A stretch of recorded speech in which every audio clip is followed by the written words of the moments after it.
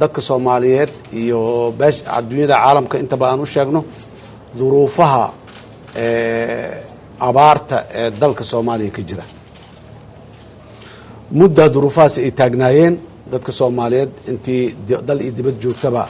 baaqi far badan waa u jeedinay gurmadyo fiican waa sameeyaan waxna waa dhiman wili way taagan tahay wili muxuu ay abaartii maanta waxaan joognaa heer ay mudan tahay in si gaar ah taxadar loo siiyo abaartu sidii hore ka duwan oo ah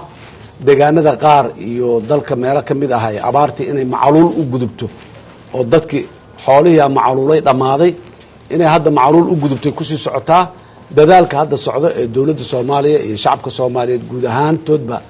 ay u mideysay wuxuu yahay sidii loo hor istaagi lahaa in macaluul ay gaarto sidaas daraadeed dadka Soomaaliyeed meel kastoo ay joogaan dal iyo dibadba waxaan ugu baaqaynaa mar kale walaalayaal dadaalkaasi aan